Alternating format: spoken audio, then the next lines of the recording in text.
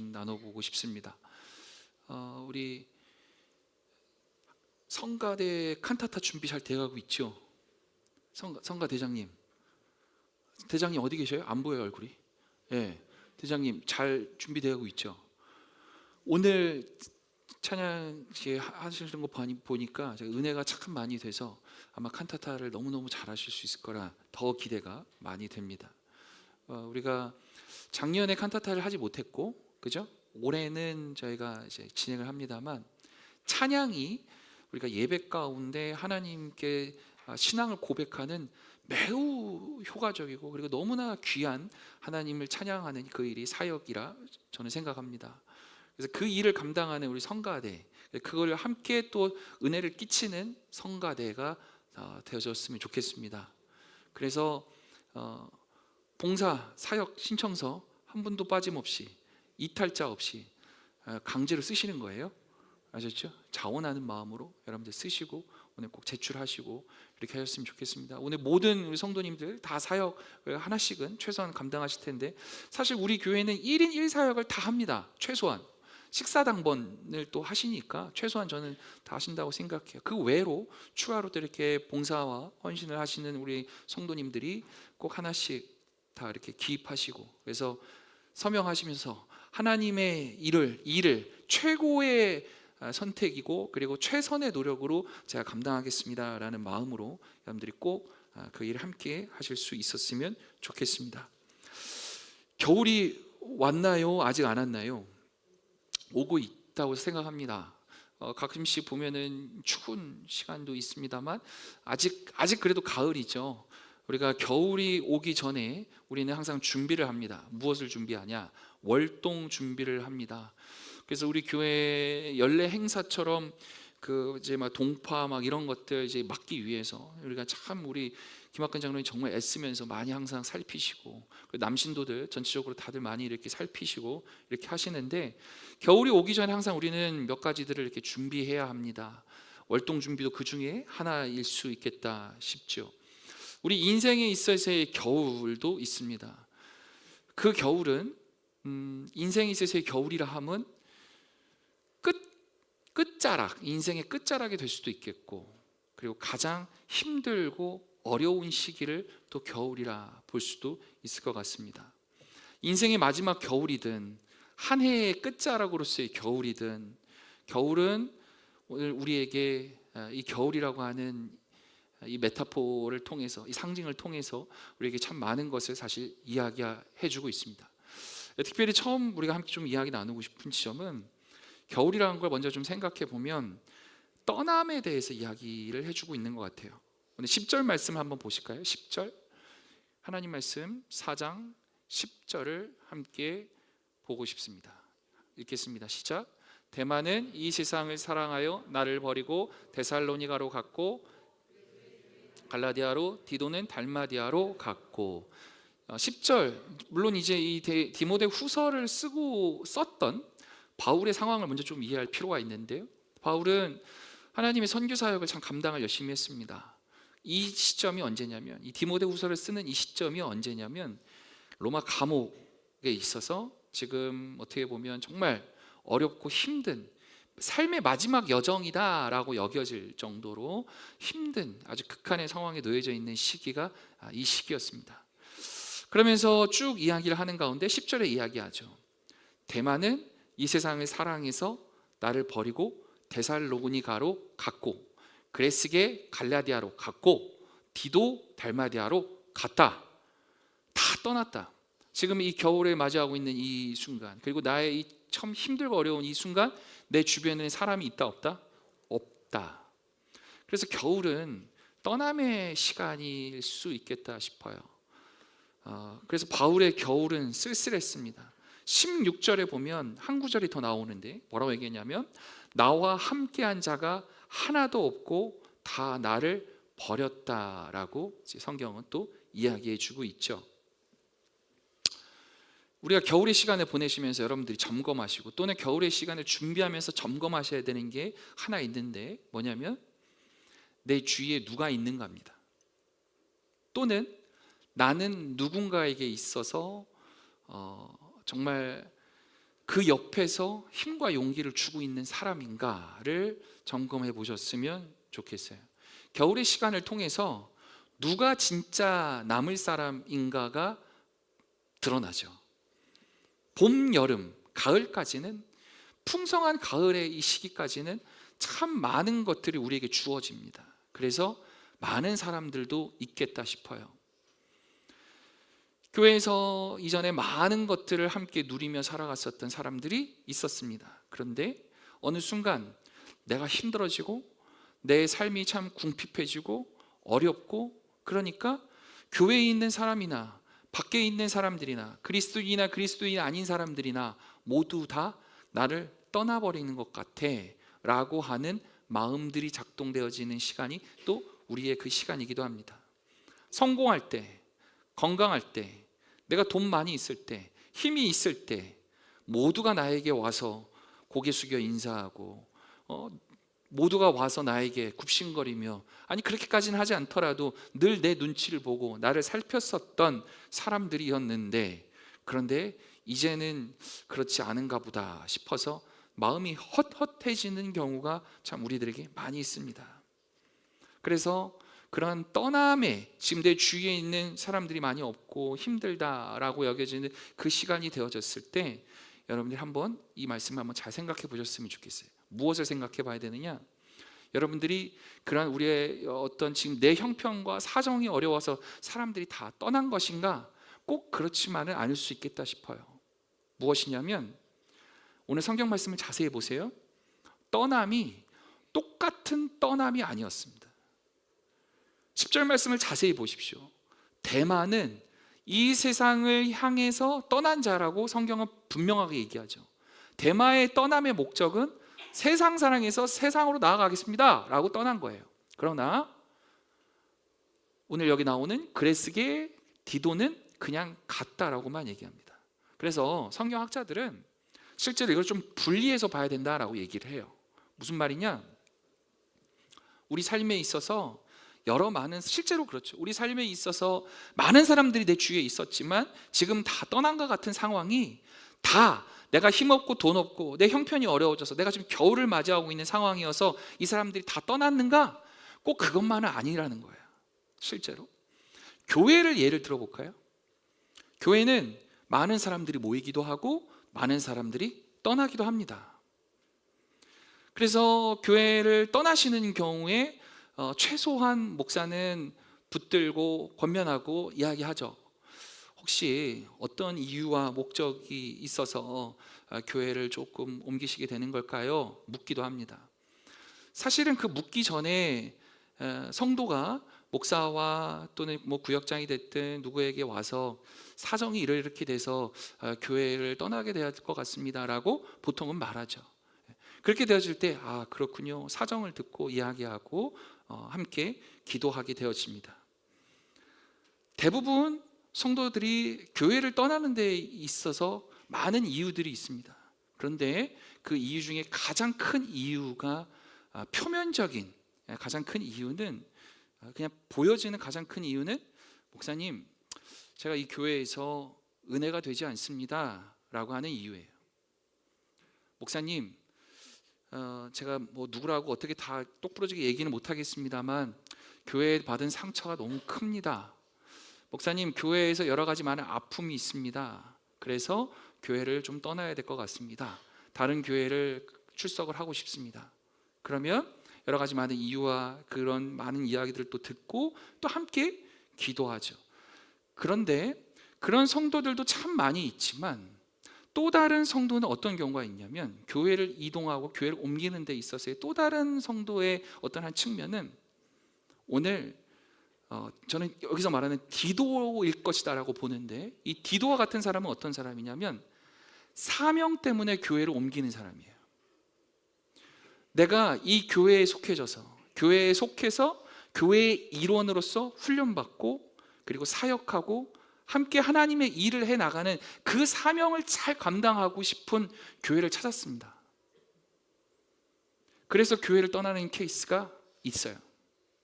많지는 않아요. 그러나 분명히 있습니다.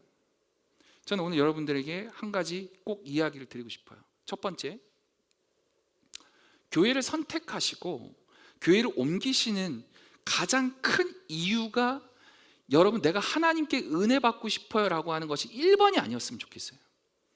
1번은 하나님께서 나에게 주신 사명 감당하기 위한 그 교회로서 하나님 이 교회라면 하나님 내가 이 교회를 위해서 최선을 다해 하나님 몸된 교회를 섬기고 등록하고 살아가겠습니다 라고 하는 그게 1번이었으면 좋겠어요. 현대교회 교인들을 신랄하게 비판하는 몇몇 목사님이 계시는데 그 중에 여러분들이 담임 목사보다 조금 더 좋아하시는 김동호 목사님, 여러분 이거 우스갯소리예요? 웃으시라고 한 얘기예요. 그 목사님께서 그런 얘기를 하죠. 현대 교인들이 너무 연약하다, 많이 약하다, 그 얘기를 하세요. 그러면서 무슨 얘기를 하냐면 은혜를 받기만을 원한다고, 교회에서 은혜 받기만을 원한다고. 사실 교회가 처음 설립되어졌었던 이유는 여러분 아시겠지만 담임 목사는 나름대로 공부를 교회 사학을 공부한 학자이기도 하잖아요. 제가 그래서 쭉 보면 사실 그 말이 맞아요. 교회가 설립되어진 가장 큰 이유는 하나님의 사역, 하나님 나라를 읽어가는 그 전진기지로서 예수의 부활을 목격한 증인들이 우리가 그 일을 감당합니다 라고 하는 지상 대명령을 받고 우리가 이 모임을 통해서 힘을 얻고 서로 응원하고, 그래서 정말 힘든 세상이지만 우리가 똘똘 뭉쳐서 이 세상 가운데서 하나님 나라를 선포하겠습니다. 이곳에서 하나님 나라를 내가 읽어가겠습니다. 천국을 바라보며 이 땅에 천국을 내가 만들어가는 하나님의 사람으로서 그 일을 정말 감당하겠습니다 라고 만들어지고 조직된 것이 사실은 교회죠. 그곳에서는 내가 은혜를 받니 못 받니, 담임 목사를 통해서 설교가 은혜가 되니 안 되니, 교회 예배 시간이 기니 안 기니, 찬양이 내 입맛에 맞니 안 맞니, 여러분 그런 얘기가 어디 있었겠어요? 그런 얘기가 어디 있었겠어요? 중요한 건 정말 신앙 결사체로서 하나님이 나에게 주신 사명을 감당하는 그 일에 있어서 최선을 다할 수 있는 공동체가 바로 이곳입니다 라고 선택되고 결정하고 등록했으면 가는 거예요. 그래서 제가 실제로 청년들에게 그 얘기했어요. 우리 청년들한테는 너희들이 교회를 선택할 수 있는 때는 딱 2번이다. 언제일 것 같으세요? 처음에 한 번은 결혼할 때 아내와 또는 뭐 남편이 됐든 가정을 이뤄서 교회를 선택을 할 수 있는 기회가 한 번 있다. 그때 반드시 기억해라. 나에게 주신 우리 가정을 통해서 하나님이 일하시고자 하시는 그 사명이 무엇인지를 기억하고 교회를 찾고, 그리고 한 번 택했으면 정말 그 하나님의 몸된 교회를 이뤄가는데 최선을 다했으면 좋겠다. 그 이야기를 합니다. 2번째는 언제냐면, 2번째는 언제일 것 같으세요? 2번째가 자신의 이 거주지가 지금 현재 이 교회를 섬기는 데 있어서 정말 어려워질 때, 그래서 지방이 되어졌든 이렇게 정말 물리적인 거리가 너무나 멀리 이렇게 되어졌을 때 그 지역에서 또 다른 하나님의 몸된 교회는, 여러분 오해하지 않았으면 좋겠어요. 교회는 하나님의 몸된 교회로서 다 똑같습니다. 작은 교회가 됐든 큰 교회가 됐든, 백석교회만 교회고 다른 교회는 교회가 아니다, 여러분 그거는 큰일 날 소리예요. 그렇죠? 여러분이 어디를 가든지 무슨 일을 하든지 하나님께서 나에게 주신 사명을 최선을 다해 감당할 수 있는 교회를 찾을 수 있다면 저는 얼마든지 여러분들을 응원하고 기도하고 그렇게 할 수 있어요. 여러분 오늘 이 말씀을 꼭 한번 기억해 보셨으면 좋겠어요. 떠남, 특별히 교회에서의 떠남에 있어서의 기준과 선택은 마찬가지예요. 교회 안으로서의 교회의 등록에 대한 첫 번째 기준은 내가 이 교회를 통해서 얼마나 은혜 받냐 못 받냐가 아니라는 말입니다. 그거는 2번째예요. 나 중심적인 신앙생활에서 여러분 그만 벗어나십시오. 하나님을 예배하고 하나님을 찬양하는 것이 우리 인간됨의 본질입니다. 하나님이 나에게 복을 얼마나 주실까, 영적인 각성, 영적인 어떤 나의 그 만족감을 얼마나 주실까가 우리에게 있어서의 기준이 아닙니다. 그렇다면 우리의 신앙의 태도는 조금 달라질 수 있겠죠. 우리가 신앙생활하는 공동체를 택하는 우리의 선택의 기준은 달라질 수 있겠죠. 우리가 예배하는 태도와 모습, 우리가 모임에 힘쓰는 태도와 자세도 달라질 수 있을 겁니다. 그래서 여러분, 피치 못해 교회를 옮기셔야 되거나 또는 우리 함께 교회에 등록하셔야 되는 분들이 있다면 이것을 꼭 기억하십시오.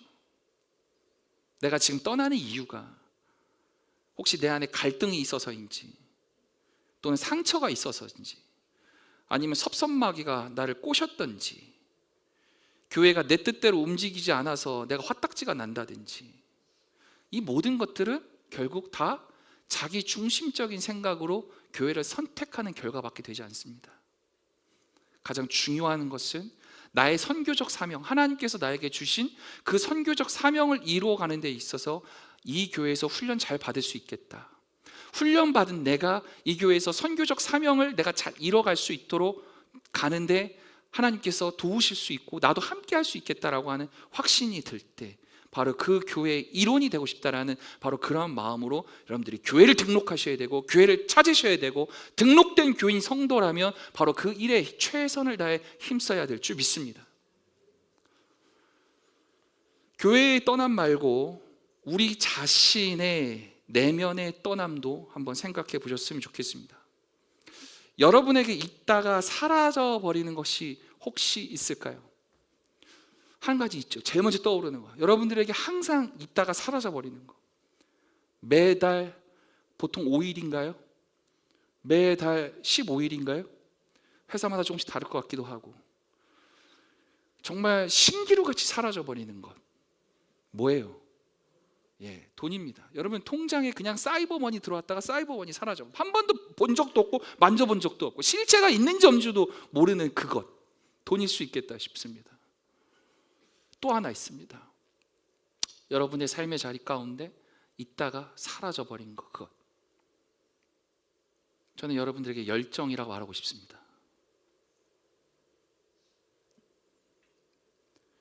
헌신, 그 우리의 신앙의 순수함, 우리에게 언제적 있었던 걸까? 기억이 가물가물하리만큼 혹시 영원히 사라져버린 것은 아닐까 질문해 봅니다. 저는 우리 교회가 좀 더 뜨거운 열정이 있는 건강한 성도들이 모이는 교회가 되어졌으면 좋겠습니다. 열정이 있고 헌신이 있는 교회의 교인들은 특징이 있습니다. 2026년 이미 지금 출판된 책입니다. 부흥하는 교회, 쇠퇴하는 교회라고 하는 책이 있어요. 나중에 찾아보시고 한번 읽어보셨으면 좋겠고, 구역자님들과는 나중에 한번 제가 스터디를 할 계획이 있습니다만, 그걸 먼저 제가 미리 공부하고 탐색을 해본 결과 부흥하는 교회와 쇠퇴하는 교회의 차이의 가장 그냥 극명적인, 근데 사실 그 책을 보지 않아도 우리는 경험적으로 알고 있죠. 모이게 힘쓸 줄 아는 교회냐, 모이게 힘쓰지 못하는 교회냐의 차이이기도 합니다. 그리고 그 모이게 힘쓰고 모이게 힘쓰고자 하는 그 베이스, 기본이 바로 열정이다라고 얘기합니다. 하나님을 사랑하는 열정이 여러분들이 있으십니까? 하나님을 위해서 내가 살아가고 싶은 나의 그 뜨거운 열망이 있으십니까? 여러분들을 움직일까 하는 열정이 무엇일까요? 밥 먹는 거예요? 맛있는 거 먹는 거예요? 무엇인가 필요한 거 사는 거예요? 아니면 내가 무엇인가 누리고 싶은 거예요? 아니면 1년에 한 번 해외여행 꼭 가는 거예요? 다 좋아요. 좋습니다. 한 가지 물읍시다. 교회에 모이고 교회의 일을 해나가고 하나님의 일을 위해서 해나가는 그 열정과 비교했을 때 무엇이 큽니까? 라고 한 질문이죠. 저는 여러분들의 가족 또는 가정, 여러분들의 직장, 이 모든 삶에 있어서의 열정들이 다 있다고 생각합니다. 잘하고 싶어 하시죠? 저는 좋다고 생각합니다. 매우 중요합니다. 그런데 왜 하나님에 대한 열정은 왜 그에 미치지 못할까요? 저는 최소한 동등선에서는 출발해야 되지 않을까, 그것이 그래도 하나님에 대한 우리의 예의지 않을까 싶습니다. 정말로 여러분은 하나님을 나의 구원자, 나의 왕, 오늘 우리 찬양, 당신은 영광의 왕이라고 하는 이 찬양이 여러분들 진실된 고백이 맞습니까? 정말 왕이 맞습니까? 왕 앞에 예배하는 것인데 그렇게 어렵습니까? 왕 앞에 나와서 하나님께 찬양하고 기도하고 예배하는 것이 정말 왕 앞에 하는 것이 맞습니까? 그 열정 어디 갔습니까? 이전에 있었다고요? 그래서 이제 다 사그라들었더라고요. 맞습니다. 그래서 우리는 이 떠남에 대해서, 이 내면의 열정의 떠남에 대해서 우리는 깊숙이, 그리고 아주 냉정하게, 그리고 아주 정직하게 우리는 생각해 봐야 합니다. 모이기에 힘쓸 줄 아는 열정이 있는 성도들, 그러기에 신도해별 모임 열심히 하시라라고 하는 이야기를 할 필요가 없는 교회, 구역별 모임에 힘쓰십시오 라고 하는 이야기를 목사가 더 이상 하지 않는 교회, 새벽에 아침을 깨우시고 교회 나와서 30분만이라도 기도합시다, 이러다가 새벽 기도 없어지겠습니다, 이런 염려하지 않는 교회, 수요일이든 금요일이든 공적 예배 시간에 우리가 하나님께 예배하는 것이 참 기쁩니다, 하나님의 말씀을 듣는 것이 참 행복합니다 라는 마음으로 함께 더 모일 수 있는 교회, 그것이 바로 우리의 열정이 살아날 때 가능해집니다.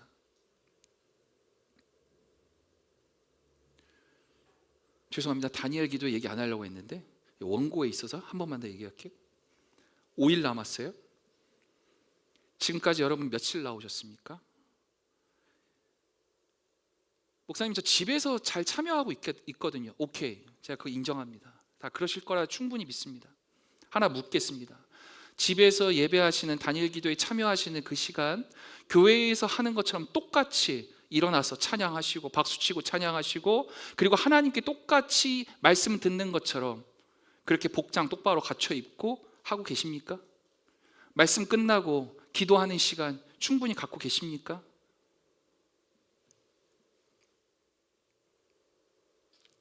열정, 식어버린 열정 직면하십시오. 오늘 겨울이 떠남에 대해서 이야기하면서 오늘 이야기합니다.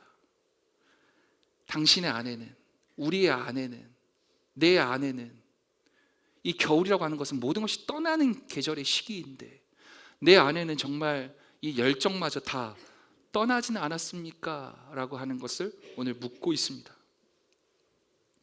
죽음을 앞둔 사도 바울이 오늘 성경을 통해서 또 하나를 요청합니다. 이번에 요청하는 장면을 좀 볼 필요가 있어요. 두 가지를 요청합니다. 첫 번째, 외투, 그리고 책입니다.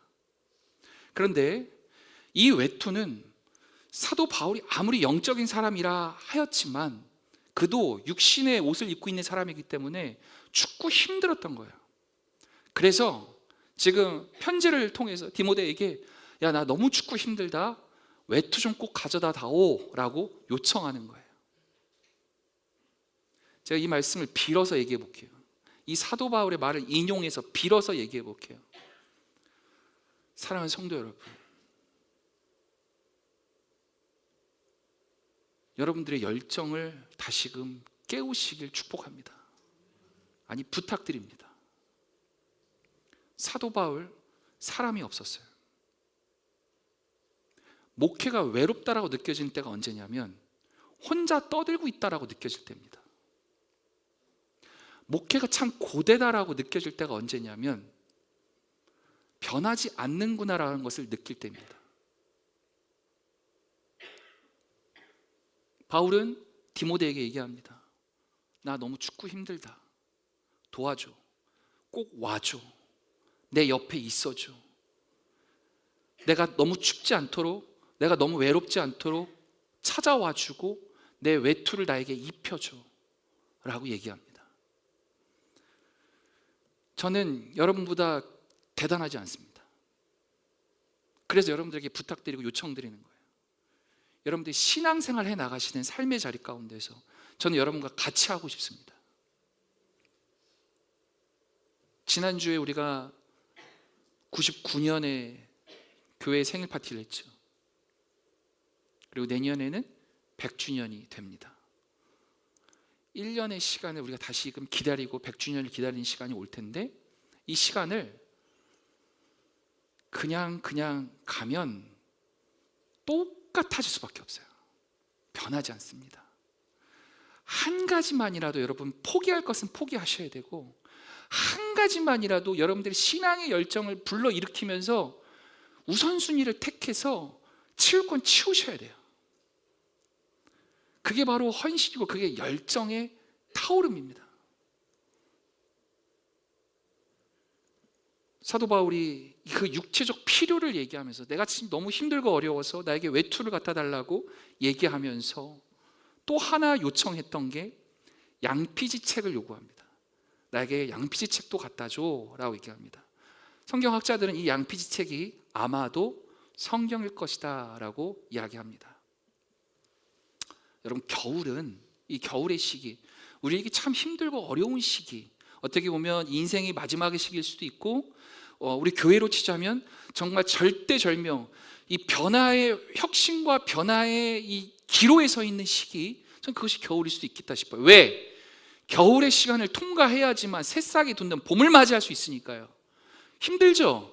여러분, 신앙생활 이렇게까지 안 하다가 젊은 목사 와가지고 맨날 모이라고 하고 맨날 헌신하라고 하고 맨날 잔소리 비슷하게 하는 얘기를 들으니까 마음이 힘들죠? 어렵죠? 제가 분명히 얘기합니다. 힘든 시간을 겪어내고 그것이 우리에게 체화되어야 되지만 변화가 나타날 수 있습니다. 여러분, 느껴지는 게 없습니까? 왜 이때까지 이렇게는 안 했지? 라는 생각은 혹시 든 적이 없어요? 여러분들의 생각 가운데 마음 가운데 왜 이렇게까지 신앙생활을 해보지 않았지? 라고 하는 생각은 혹시 든 적이 없습니까? 둘 중에 하나입니다. 공동체가 문제가 있던가 제가 문제가 있던가.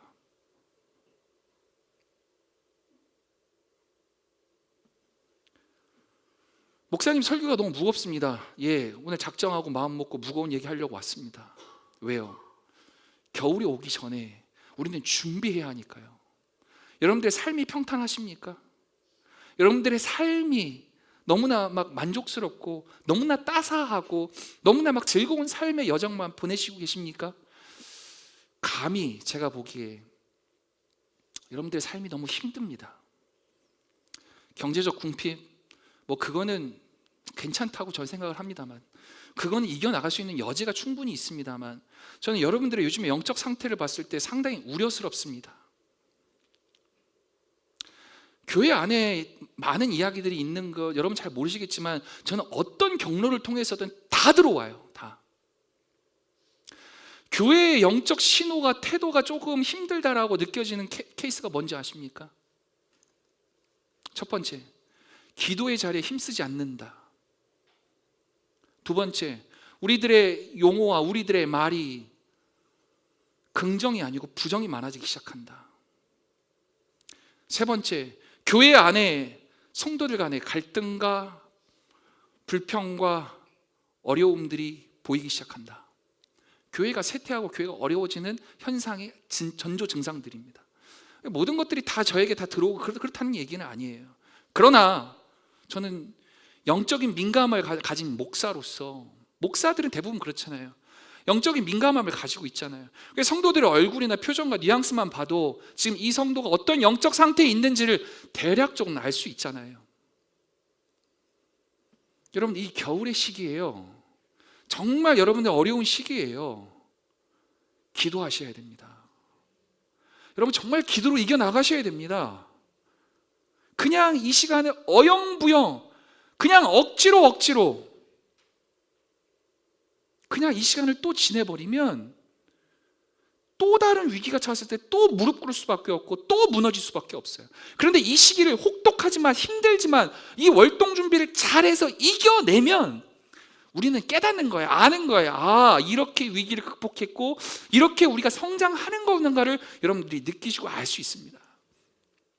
여러분들에게 있어서 영적 성장이 있었으면 좋겠습니다. 준비를 잘 하십시오. 월동 준비, 여러분들이 지금 시련의 이 차디찬 이 시절의 이 시기를 잘 기도함으로 이겨나가실 수 있었으면 좋겠습니다. 마지막으로 이 겨울에 우리에게 주는 메시지는 관계의 회복인 것 같습니다. 이 바울이 겨울이 오기 전에 속히 오라라고 하면서 디모데에게 얘기해요. 그러니까 디모데한테 속히 겨울이 오기 전에 빨리 오라, 나한테 와라 라고 하신 그 사실 이 메시지가 뭐냐면, 그 바다, 그 강을 건너는 데 있어서 겨울 바다가 이제 빙하가 생기고 너무나 이제 위험해지고 하니까 사고 나지 않도록, 위험하지 않도록 빨리 왔으면 좋겠어 라고 하면서 최대한 배려를 하는 차원에서 빨리 오라고 사실 얘기한 부분이거든요. 근데 잘 생각해 보세요. 지금 이 바울이 누가 누구를 걱정해 줄 때예요, 아니에요? 전혀 아닙니다. 오롯이 자기만을 바라봐야 하는 시기입니다. 그런 상황이에요. 그런데 자기도 지금 힘들고 어려운 이런 모든 상황 가운데서 디모데를 챙기고 또 마가를 데리고 오라고 얘기를 하는 지점, 이게 너무 중요한 이야기인데, 사실 바울과 마가 사이에는 다툼 같은 그런 게 하나 있었죠. 마가는 첫 번째 선교 여행에서 같이 함께 했지만 그 이후에 돌아가 버립니다. 마가하고 바나바라고 하는 친구가 있었는데 그 둘이는 짝짝꿍이 맞았지만 바울이 보기에는 바나바가 마음에 들지 않았거든요. 열심이 없었고 헌신이 없어 보였어요. 너 선교여행 있다고 할 거면 하지 마, 오지 마 하고 내쫓았어요. 근데 마가는 바나바의 친척이었기 때문에 마가는 바나바와 함께 있었고 바울과 떠난 상황이었단 말이에요. 그래서 마가와 이 지금 바울에게 있어서는 마음이 이 어려운 것이 아직 풀리지 않은 것이 있었습니다. 근데 11절 보세요. 누가만 나와 함께 있고 너가 올 때에 마가를 데리고 오라. 그가 나의 일에 유익하다.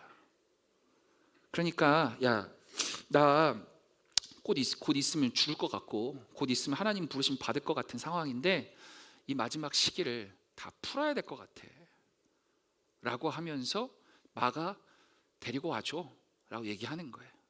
그리고 디모데야, 위험하지 않도록 빨리 와라. 겨울이 와서 모든 것이 얼어져 버리는 상황이니까 빨리 와라 라고 얘기합니다. 오늘 여러분, 제가 여러분께 마지막으로 이 말씀을 드리고 싶어요. 여러분, 이번 겨울이 오기 전에 여러분들의 마음에 겨울이 이미 찾아왔을 수도 있겠다 싶지만 더 꽁꽁 얼기 전에 여러분 관계를 회복하시길 바랍니다. 담임 목사와의 관계가 깨진 분들 혹시 있어요? 제가 눈치가 없어서 못 느끼고 있는 거라면 저에게 얘기하시면 제가 그냥 덮어놓고 사과하겠습니다. 찬스예요, 여러분. 찬스 아셨죠? 찬스. 묻지도 따지지도 않고 제가 먼저 그냥 사과할 테니까, 저는 관계를 여러분들하고 회복하길 원하니까 혹시 제가 알 수 없는 이유와 목적으로 혹시 삐지거나 마음 상한 분 있으면 얘기하세요. 아셨죠? 그래서 여러분 관계를 회복하십시오. 아셨죠? 여러분들 가정에 함께 살아가는 가정 구성원과 관계가 혹시 깨어진 분이 있다면 더 마음이 꽁꽁꽁 얼기 전에 여러분들은 꼭 관계를 회복하시기 바랍니다. 먼저 손 내미십시오. 겨울을 준비하는 지혜입니다. 두 번째, 감사를 꼭 먼저 전할 수 있기를 원합니다. 오늘 성경 말씀 19절에서 21절 말씀 보면 편지 끝에 여러 사람들의 문안을 이야기하죠. 브리스가, 아굴라, 오네시보의 집에 문안하며, 그리고 에라스도, 드로비모, 에어블로 부대, 리누, 글라우디오, 여러 가지 많은 사람에 있어서 감사의 인사를 전합니다. 지금 바울이 어느 때라고요? 죽기 직전이라고요. 그 마지막의 때에, 그 겨울의 때에 오기 전에 마지막으로 내 인생에 있어서 함께 해준 사람들을 떠올리고 그 감사의 사람들에게, 지금 사랑해준 사람들, 그 모든 사람들에게 표현을 하고 있습니다. 말로만 감사합니다가 아니고 실제적으로 전화도, 마음으로만 감사하다고 생각하지 마시고 전화라도 한번 하시고 손편지도 좋고 무엇이 됐든 감사를 표현할 수 있는 이번 한 주가 꼭 되셨으면 좋겠습니다. 이 마지막, 이것이 가능해지기 위해서 바울이 이런 마지막의 때에 이 모든 것들을 다 가능하기 위해서 바울이 굳게 붙잡았었던 믿음의 확신이 하나 있어요. 그게 뭔지 아십니까? 16절 함께 한번 다시 보세요. 16절. 제가 이것까지 말씀드릴게요. 16절. 내가 처음 변명할 때에 나와 함께한 자가 하나도 없고 다 나를 버렸으나 그들에게 허물을 돌리지 않기를 원하노라. 자, 16절 보세요. 내가 처음 변명할 때라고 하는 거예요. 내가 지금 죽을 직전에 예수가 그리스도라고 하는 것을 변증하고 변명하는 이야기예요. 그것을 할 때에 나와 함께한 자가 하나도 없고 다 나를 버렸으나 그러나 그들에게 허물을 돌리지 않기를 원하노라 라고 하는 이 사랑의 마음이 끊임없이 그에게 있고, 그 열정이, 아직도 사랑이 식지 않은 그 열정이 있을 수 있는 이유가 있어요. 17절 바로 그 밑에 펜 있으면 동그라미 빵빵 쳐보세요. 여러분 읽으세요. 시작. 주께서 내 곁에 서서 나에게 힘을 주시고, 거기까지. 주께서 내 곁에 서서 나에게 힘을 주심을, 이 힘으로 모든 것을 가능하게 했다라는 얘기거든요. 재밌는 게 있어요. 주께서 내 곁에 서서라고 하는 것을, 죄송합니다, 영어 하나만 쓸게요. 스투드란 말을 써요. 스투드. 그러니까 과거에서부터 지금까지 계속 서 있었다라는 표현이에요. 사람들이 다 떠났어요. 근데 사람들이 있을 때나 없을 때나 내 옆에는 항상 누가 계셨다? 주님이 있었다. 근데 이걸 언제 느꼈다는 줄 아세요? 사실 이걸 언제 느꼈겠어요? 지금이에요. 겨울. 사람들이 다 떠났을 때, 떠나자마자 이제 그는 느낀 거예요. 아, 세상 사람 다 떠났구나. 겨울이 와서, 내 인생에 겨울이 왔고 내 힘이 너무나 힘들고 벅찼는데, 그러니까 이제 눈에 보이기 시작하는 거예요. 세상 사람들은 다 떠나고 내가 힘이 없고 연약해져서 사람들은 다 떠났을지 몰라도 하나님은 내 옆에 여전히 이곳에서 나를 지켜주고 계셨구나. 이게 보이기 시작하는 때가 겨울이란 말입니다. 그래서 우리가 참 힘들고 어려운 시간이 겨울이라 할지라도 감사할 수 있습니다를 고백할 수 있는 게 바로 이 바울과 같은 믿음이에요. 이것을 인식하는 순간, 그래서 이것을 우리가 알 수 있는 순간, 우리는 더 뜨거운 열정으로, 헌신함으로 하나님을 섬길 수 있는 사람들이 되어질 수 있습니다.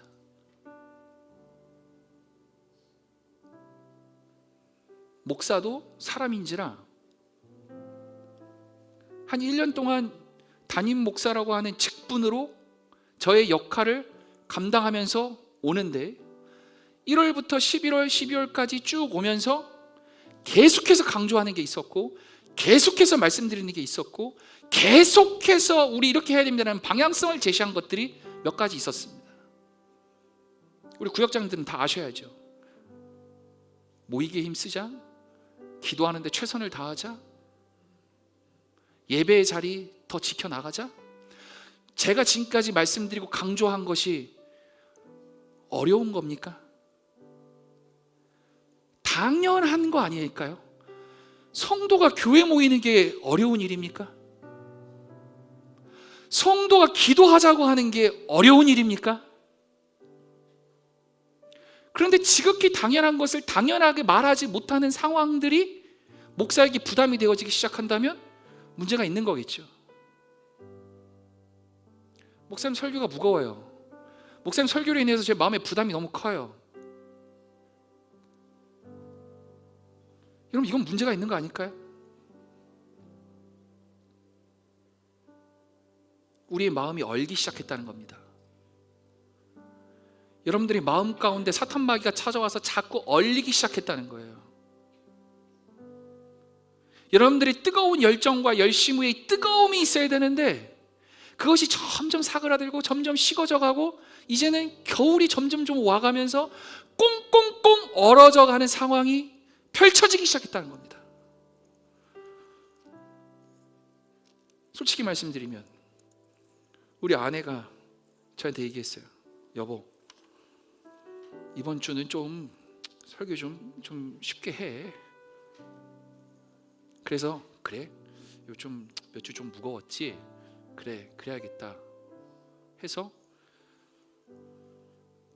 조금은 가볍게 여러분들이 귀에 쉽게 들리게, 그리고 여러분들이 마음에 큰 부담 느끼지 않게, 그래 이번 주는 조금 다들 좀 쉽게 이렇게 갔으면 좋겠다라고 말씀을 준비하기 시작했어요. 근데요, 제가 아내를 아무리 사랑하는데 제가 하나님을 더 사랑하나 봐요. 다니엘 기도회에서 주신 음성과 말씀이 제 마음속에 계속 남더라고요. 첫 번째, 사랑의 아빠가 나왔어요. 이거 안 보시니까 모르잖아요. 사랑의 아빠라고 하는 전 요셉 목사님이 나오셨는데 아이가 희귀질환 질병에 놓여졌어요. 그렇게 어렵고 힘든 상황 속에 놓여져 있는데 그 목사님이 간증하기를, 그 이야기를 하는 거예요. 이렇게 힘들고 어려운 상황이 되어져 보니까 내가 참 목사로서 나아갈 방향을 알겠다라고 얘기해요. 어려움 속에 놓여졌을 때. 그래서 저는 오늘 여러분들에게 이 얘기를 하고 싶은 거예요. 신앙생활을 하는 것이 어렵든, 여러분들의 삶이 어렵든, 힘들고 어려울 때 우리에게 주는 유익이 있다는 사실입니다. 그거를 피해갈 생각하지 마시고, 그것을 도망칠 생각하지 마시고, 그것을 어떻게 극복하고 이겨나갈 수 있는가를 우리가 고민해 나갈 수 있는 성도들이었으면 좋겠어요. 그런 공동체였으면 좋겠어요. 항상 말씀드리잖아요. 백석교회뿐만 아니라 세상에 있는 많은 교회들은 우리와 많은 모습이 달라요. 많은 교회들이, 우리의 주님의 몸된 교회로서 많은 교회들이 있는데 그 교회인들의 성도들이 하나님을 어떻게 찬양하고 하나님께 어떻게 예배하는가를 여러분들이 왜 도전을 못 받는가가 저는 답답합니다.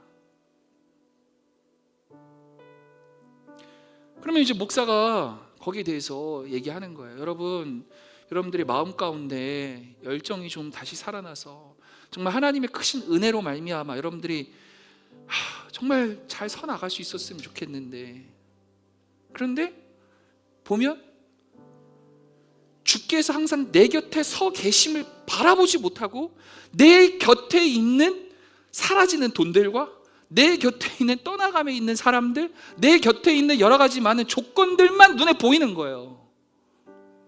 그래서 자꾸 마음의 어려움과 그리고 피해의식이 작동하고,